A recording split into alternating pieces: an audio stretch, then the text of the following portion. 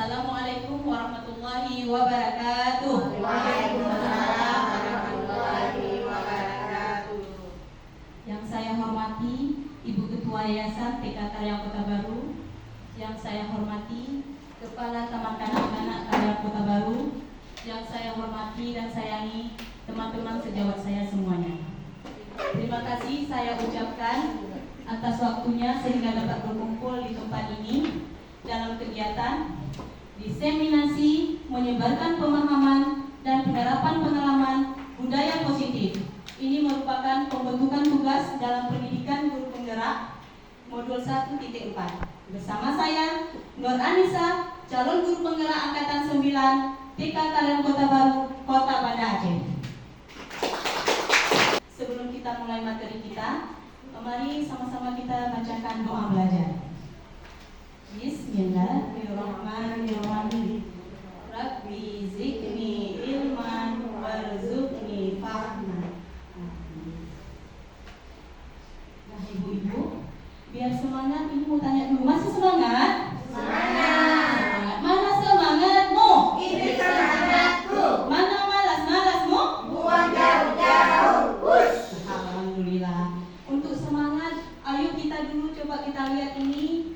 Ada nyanyi. Kita mau nyanyikan dulu. Nyanyi ini tercipta waktu saya pertama kali belajar tentang filosofi Ki Hajar Dewantara. Kita nyanyi sama-sama ya, ibu-ibu semuanya.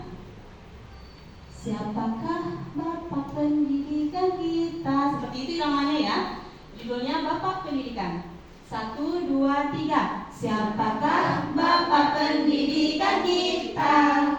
Ayo sebutkan, jangan ragu-ragu. Dialah Bapak Ki Hajar Dewantara, pembuat perubahan pendidikan. Merdeka mengajar, merdeka belajar, pendidikan berpusat pada murid. Merdeka mengajar, merdeka belajar, pendidikan berpusat pada murid. Guru hebat, kreatif dan inovasi, sebagai suri tauladan anak, pemberi semangat, ide-ide cemerlang untuk murid. Handayani, pemberi motivasi. Tepuk tangan semuanya. Alhamdulillah. Nah, coba ibu-ibu perhatikan. Di situ tertulis besar-besar nih, budaya positif. Kira-kira yang ada terbesit di pikiran ibu-ibu semuanya, budaya positif itu apa sih sebenarnya? Mungkin ibu-ibu ada yang memberi tanggapannya. Ayo, apa sih budaya positif itu? Budaya salam-salaman. Ya, alhamdulillah, hebat. Apa lagi? Budaya senyum. Budaya senyum. Apa lagi? Gotong royong. Gotong royong. Ada lagi? Memberikan salam. Memberi salam. Ada lagi? Silaturahmi. Itulah sekilas tentang budaya positif. Budaya positif ini sangat bagus kita terapkan di sekolah. Kenapa? Karena budaya positif ini hal-hal yang baik akan muncul. Seperti pembiasaan 5S. Senyum, sapa, salam, sopan, dan santun. Itu tiap hari kita terapkan. Ini dengan penerapan budaya positif di sekolah, jadi anak-anak akan semangat ke sekolah, guru juga semangat ke sekolah, tercipta hal-hal yang menyenangkan. Jadi dari rumah kalau satu hari pun tidak sekolah rasanya teringat ke sekolah. Karena budaya positif ini hal-hal yang bagus-bagus lah kita munculkan.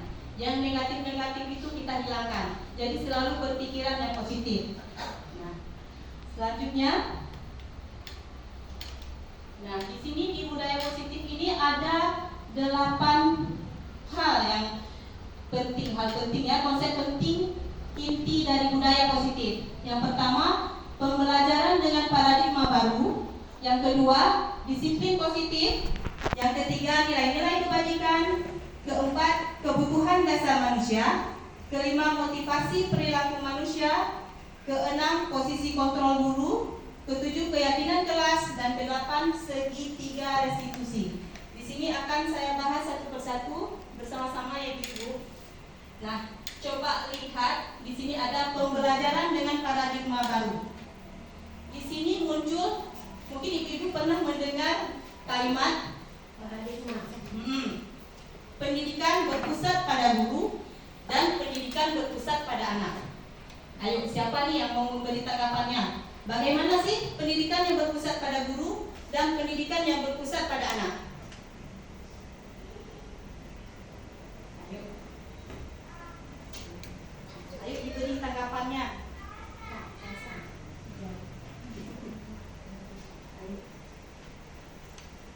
Pendidikan yang berpusat pada guru itu bagaimana? Dan pendidikan yang berpusat pada anak itu gimana?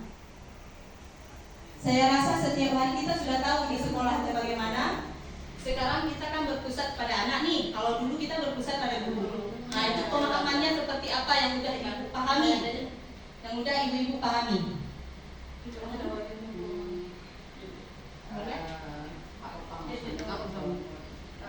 Kalau contoh-contoh yang berpusat pada guru, kalau dulu gurunya yang lebih kreatif, maksudnya istilahnya gurunya harus lebih banyak menjelaskan, ya.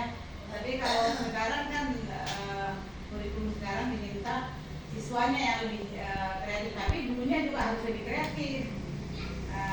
Contohnya kalau yang dari kita memberikan media-media dulu kepada anak-anak atau memberi penjelasan dulu kepada anak-anak, baru anak-anak bisa mengerjakan kan.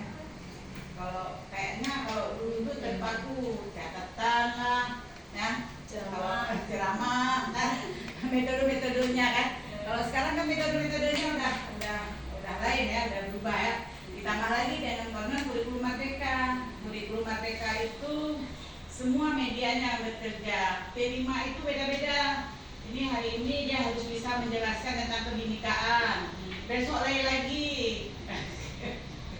Ya, kayaknya tambah pure kayak guru hati-hati itu kan. Ya, alhamdulillah itu sekilasnya. Jawaban yang luar biasa. Tepuk tangan dulu. Ya, terima kasih Bu Rahmi. Jawaban yang luar biasa. Di sini kalau sekilas pembelajaran yang berpusat pada guru, benar memang kita yang siapkan semuanya, kita yang atur semuanya, anak-anak harus turutin kita. Semua guru sebagai apa ya? Gurulah yang menilai segalanya. Gurulah segala-galanya pada dalam pembelajaran. Kalau sekarang berpusat sama anak berarti apapun yang kita lakukan kita lihat dulu nih bakat dan perkembangannya nih, minatnya mau apa nih. Ini kan sesuai dengan filosofi Ki Hajar Dewantara yang mengatakan bahwa guru itu harus bisa menuntun, membimbing, mengarahkan anak sesuai bakat dan minatnya selama ke hal-hal yang positif, dan sehingga anak akan berkembang lebih baik lagi dan sesuai dengan profil pelajar Pancasila. Di sini angin terlalu kencang. Nah, selanjutnya di sini ada profil pelajar Pancasila. Di sini ada beberapa hal, yaitu berkebenekaan global, bergotong royong. Di sini kalau bergotong royong, kalau yang Ibu pahami bagaimana? Yang bergotong royong.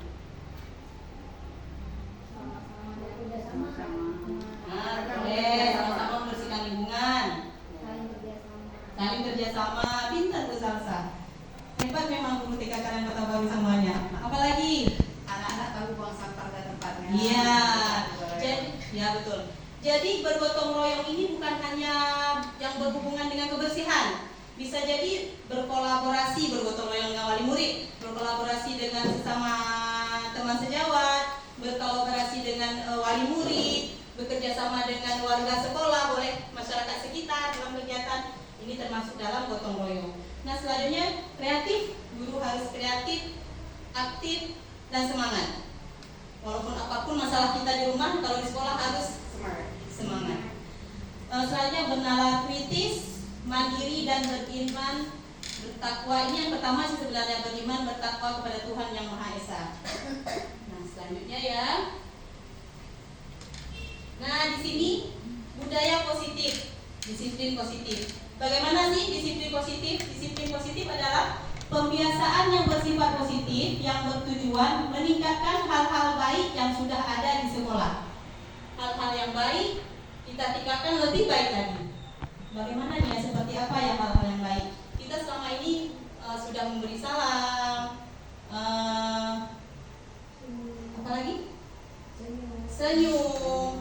Mungkin ke depan lebih ditingkatkan lagi.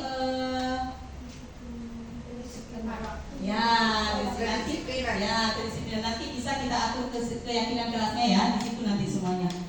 Nah, selanjutnya di sini disiplin positif ada 3 hal yang perlu dipahami.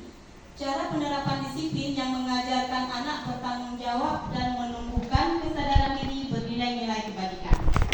Dengan adanya disiplin, jadi anak-anak itu akan bertanggung jawab dan tumbuh rasa kesadarannya untuk berbuat hal yang baik-baik. Selanjutnya lebih ke arah yang disiplin yang mengontrol diri dalam melakukan segala tindakan. Semenjak dia tahu disiplin positif yang kita terapkan di sekolah, jadi anak-anak jika melakukan kesalahan dia sudah langsung tahu tuh. Mungkin langsung kalau dengan ibu guru langsung minta maaf atau merasa hal-hal yang dia langsung merasa ini saya salah nih. Gitu. Selanjutnya dapat membuat murid memahami dan menyadari berdasarkan motivasi internal bukan akibat paksaan, ujian atau hukuman. Jadi anak-anak jika melakukan sesuatu dari motivasi internalnya, bukan karena dari ini mau guru biar sayang nih sama adik mau kayak gini, mau seperti ini gitu. Jadi bukan hanya seperti itu, harus kita tumbuhkan itu memang muncul dari dia sendiri. Bukan karena ini kalau misalnya adik duduk rapi nanti bu guru kasih permen. Yang seperti itu kita harus hilangkan biar muncul motivasi internal dari diri anak. Nah, di sini nilai-nilai kebajikannya yaitu mencakup nilai-nilai kebajikan universal meliputi hal-hal seperti keadilan, tanggung jawab, kejujuran, bersyukur, lurus hati, berprinsip, integritas, kasih sayang, rajin, komitmen, percaya diri, kesabaran, dan masih banyak lagi. Nah, ini semuanya hal-hal nilai-nilai kebajikan, berarti hal-hal yang positif setiap hari di sekolah. Berarti rasanya kita kalau ke sekolah itu nyaman, adem, nyaman, rasanya senang berada di sekolah, dan anak-anak pun akan muncul hal seperti itu, nyaman berada di sekolah bersama ibu guru. Ini kebutuhan dasar manusia nih. Ada 5 kebutuhan dasar manusia yang tidak bisa dihilangkan dari dulu sampai sekarang. Kebutuhan bertahan hidup, kebutuhan kasih sayang dan rasa diterima, kebutuhan atas kebebasan, kebutuhan kekuasaan, kebutuhan akan kesenangan. Mungkin di sini kebutuhan ini memang kebutuhan yang memang sangat kita perlukan. Misalnya gini nih, ada anak begitu sampai ngambek, gak mau ini, gak bisa itu, gak mau di sekolah juga gak mau ngerjain apa-apa. Nah, kalau kita dekatin dia pasti bilangnya, mama tadi gak mau beli jajan. Nah, itu masuk kebutuhan mana ya? Kesenangan. Kebutuhan mana? Kasih sayang. Terus ada lagi nih, hari ini adik sedih karena kan mama marah-marah sama ayah di rumah. Itu masuk kebutuhan yang mana? Yang mana? Dia kan sedih karena mama papanya marah-marah di rumah, sempat dengar. Sampai di sekolah dia jadi nggak mau apa-apa. Jadi termasuk kemana dia? Kasih sayang. Iya, kasih sayang dan rasa diterima. Nah, berarti ibu udah paham sekilas tentang kebutuhan dasar manusia di sini ya. Next. Nah, kebutuhan dasar manusia yang kelima itu adalah kebutuhan dasar manusia yang sangat penting bagi kita untuk mengetahui kebutuhan dasar murid-murid agar kita memahami alasan dibalik sikap dan tingkah laku mereka. Bila murid berperilaku buruk, melanggar peraturan sehingga tindakannya tidak sesuai dengan nilai-nilai kebajikan, maka guru harus mencari tahu alasan yang mendasar tindakan tersebut dan kebutuhan apa yang belum dipenuhi. Nah, kita kalau sudah tahu kebutuhan apa yang belum dipenuhi, kita sudah tahu cara menyelesaikannya. Seperti cerita tadi ya, cerita pemirsa tadi ya, kalau dia nggak mood ataupun apa, kita harus memujuk atau menanyakan kenapa nih nggak mood hari ini. Kalau kita udah tahu solusinya, kita bisa konfirmasi ke orang tua, saling kolaborasi ya untuk penyelesaian masalah. Selanjutnya motivasi perilaku manusia. Ini ada 3. Untuk menghindari ketidaknyamanan atau hukuman, untuk mendapatkan imbalan penghargaan dari orang lain, untuk menjadi orang yang mereka inginkan dan menghargai diri sendiri dengan nilai-nilai yang mereka percaya. Ini maksudnya motivasi perilaku manusia. Ini saya mau tanya, misalnya ibu mau pergi nih, mau jalan-jalan, pas mau pergi itu pakai helm. Nah, untuk apa ibu pakai helm? Supaya tidak ditangkap polisi. Ya, supaya tidak ditangkap polisi. Apalagi? Menjaga keamanan. Apalagi? Keselamatan diri. Tidak panas kepala. Iya, semuanya benar. Motivasi perilaku manusia. Kalau internalnya nih, berarti karena seperti Ibu Sasa bilang tadi, karena untuk menjaga diri sendiri, berarti memang pakai helm itu bukan karena ada polisi, tapi kita untuk menjaga kita selamat. Tapi kalau nggak ada polisi, berarti eksternal. Oh, gara-gara ada polisi, saya harus pakai helm nih. Begitu nggak ada polisi, buka lagi. Gitu ya. Berarti yang harus kita munculkan nih dari budaya positif ini adalah internal dari kita sendiri. Mau diapain juga kita akan muncul hal-hal yang baik dari kita sendiri. Nah, posisi kontrol guru. Selanjutnya ya, guru mengontrol murid, memberi nasihat yang positif dan bermanfaat, memberi kritikan yang membangun, perilaku yang memaksa tidak efektif dalam jangka panjang dan dapat menyebabkan hubungan tidak harmonis. Kontrol guru. Ini bagaimana nih? Kita sebagai guru tidak boleh mengontrol anak. Tidak boleh ini, tidak boleh itu. Jadi semuanya itu apalagi kita lakukan dalam jangka panjang, jadi anak-anak itu udah nggak mau lagi sama kita. Kalau kita di taman kanak-kanak ya, anak-anak tuh udah nggak nyaman sama kita, nggak mau sama ibu tuh semua nggak boleh. Itu salah satu untuk mengontrol murid. Bagaimana caranya kita mengontrol murid? Memberi nasihat yang positif dan bermanfaat. Di sini ada 5 posisi kontrol guru, yaitu penghukum, pembuat rasa bersalah, teman, pemantau, dan manajer. Posisi kontrol guru yang pertama ya adalah penghukum. Di sini adalah seorang penghukum bisa menggunakan hukuman fisik maupun verbal. Orang-orang yang menjalankan posisi penghukum senantiasa mengatakan bahwa sekolah memerlukan sistem atau alat yang dapat menekan murid-murid lebih dalam lagi. Guru-guru yang menerapkan posisi penghukum akan berkata, patuhi aturan saya, kalau tidak awas. Kamu selalu saja salah. Itu salah satu posisi penghukum. Nah, kalau di posisi penghukum ini dampak yang akan terjadi pada anak yaitu murid akan terlatih untuk jadi pendendam dan tidak menyukai ibu guru. Itu kalau teknik penghukum. Di sini mungkin kita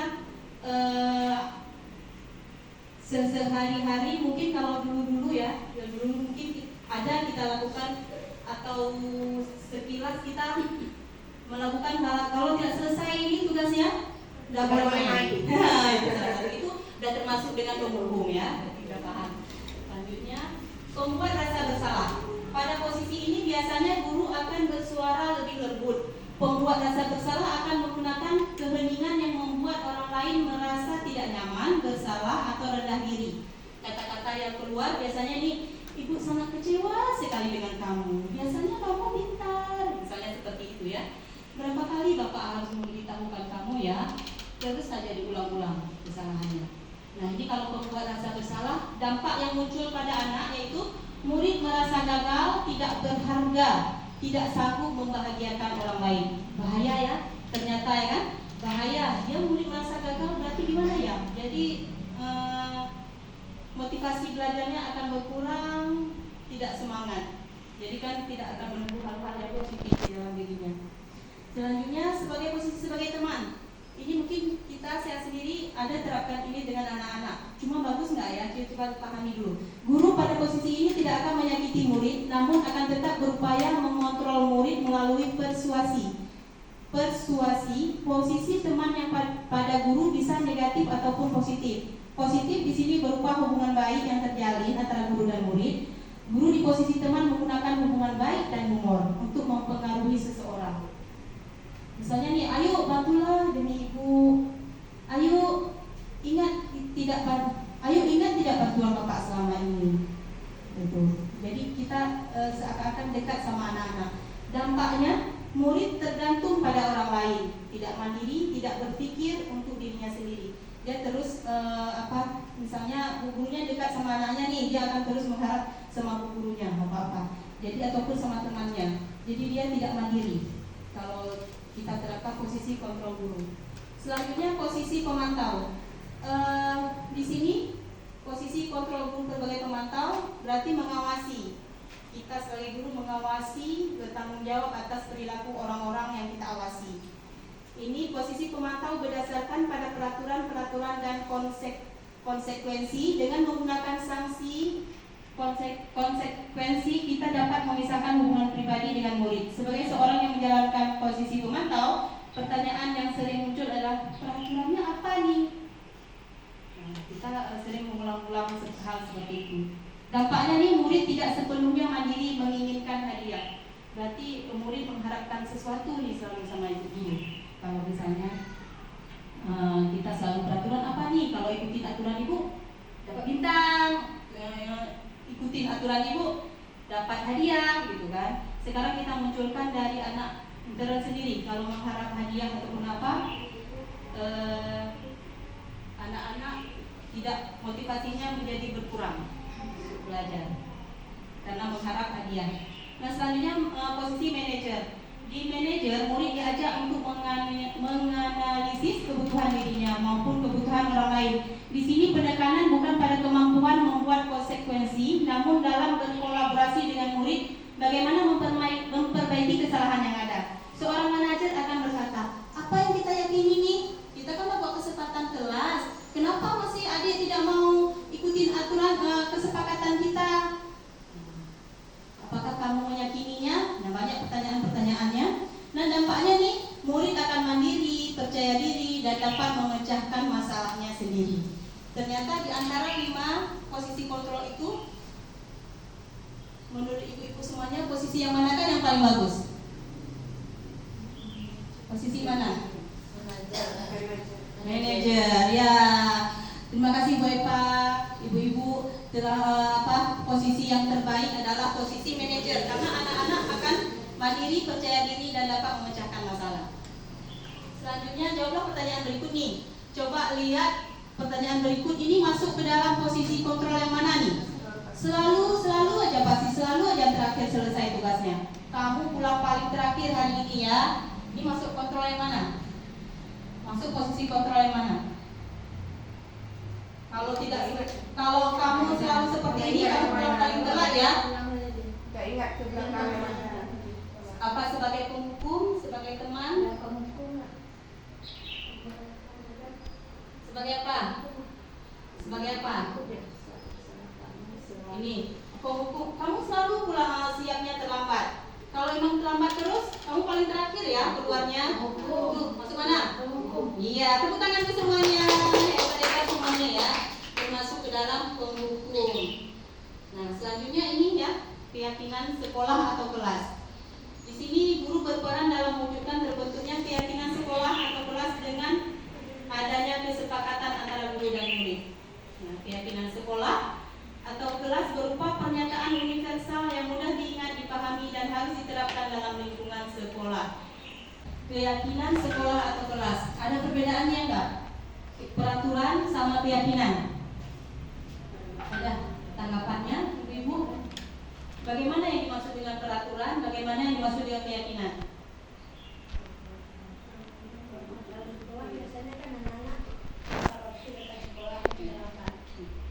Keyakinan sekolah juga seperti itu. Keyakinan sekolah juga gitu sama. Yang membedakan antara peraturan dan keyakinan kelas. Baik Ibu-ibu, jadi keyakinan kelas itu dan dengan peraturan. Kalau peraturan itu memang aturan yang sudah kita tetapkan, yang sudah Ibu Guru tetapkan dan tidak boleh diganggu-gugat, harus diikuti. Itu aturan yang dibuat itu tanpa kompromi dengan teman-teman, dia langsung buat sendiri. Ini guru-guru harus ikuti.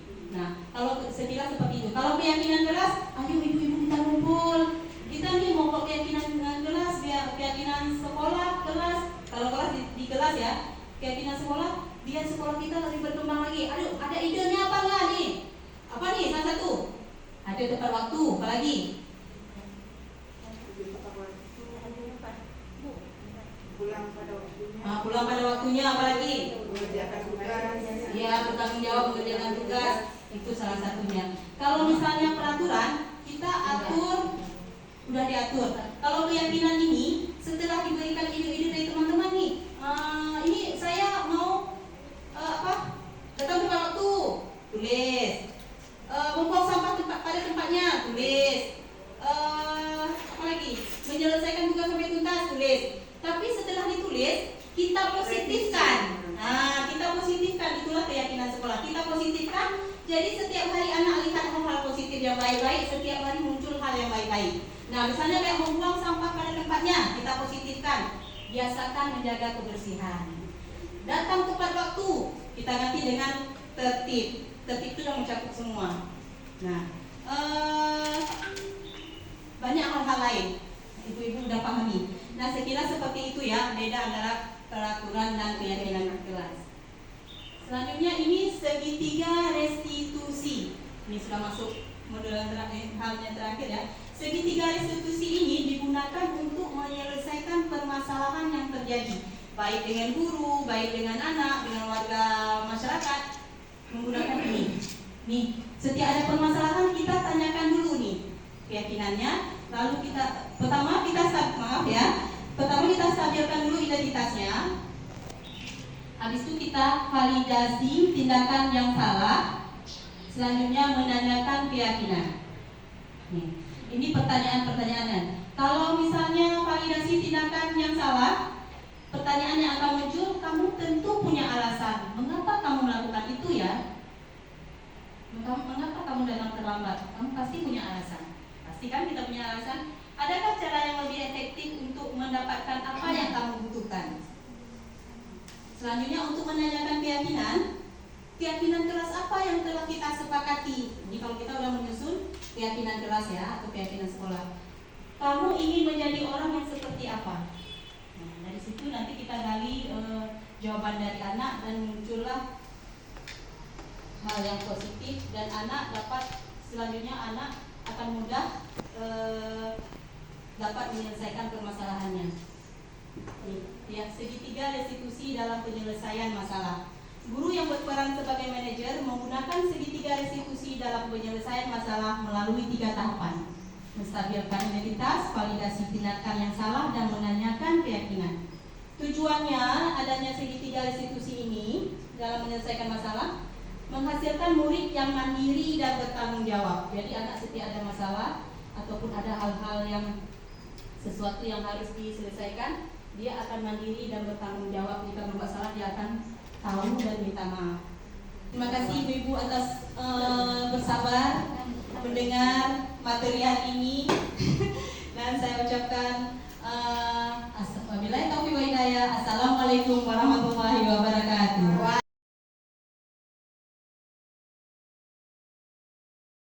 Assalamualaikum, apa kabar?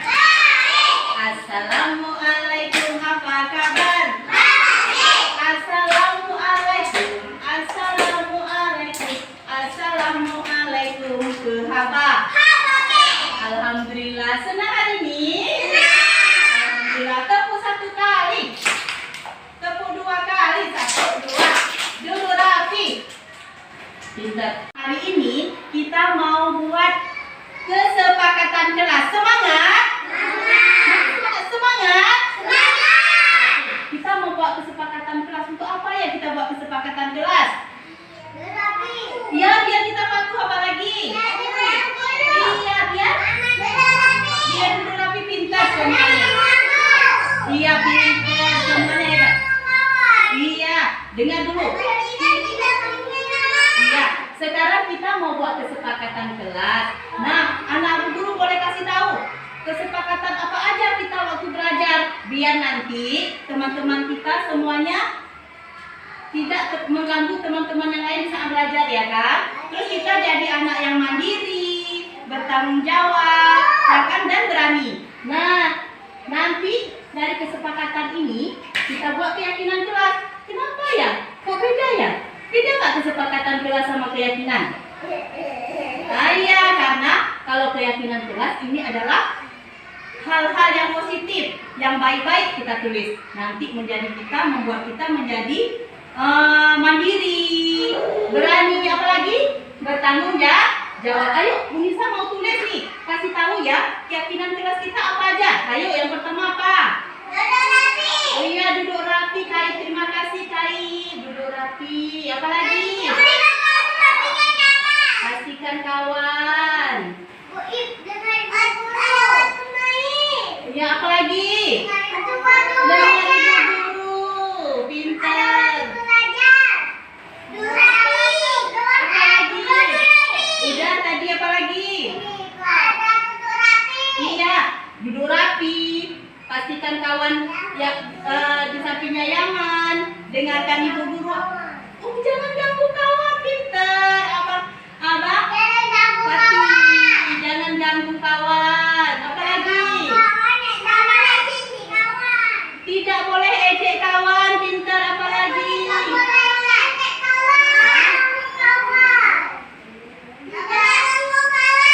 Iya, pintar. Tidak main-main. Oke, lagi belajar tidak main. Apa lagi? Nah, apa lagi nih? Kalau sampah. Ya, dikutip, dibuang pada tempatnya, berarti menjaga kebersihan.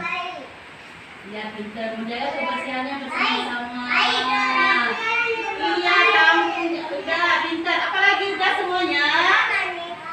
Iya, menghargai teman ya, menghargai teman. Iya, sekarang ayo Bu Nisa baca lagi. Ayo Bu Nisa ulang ya keyakinan kelas kita. Sudah dapat nih. Yang pertama, duduk rapi, duduk anak soleh. Yang kedua, menjadi pendengar yang baik. Pastikan kawan di sampingnya nyaman, jujur, tanggung jawab, menjaga kebersihan, menghargai teman dan ibu guru. Tepuk tangan semuanya.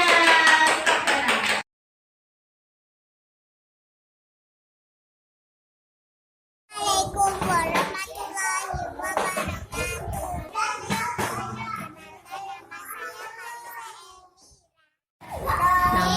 Nama saya Muhammad Ayaan Sofri. Nama saya Moridia Dina.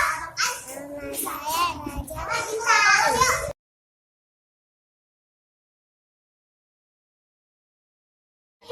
Sangat senang sekali. Senang kali, Bu. Senang sekali, Bu.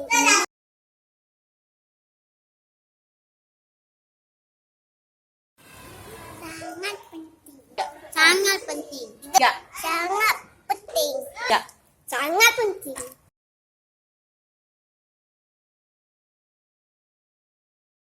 Belajar bertanggung jawab. Kita disisipin bukunya. Bisa menghargai orang lain.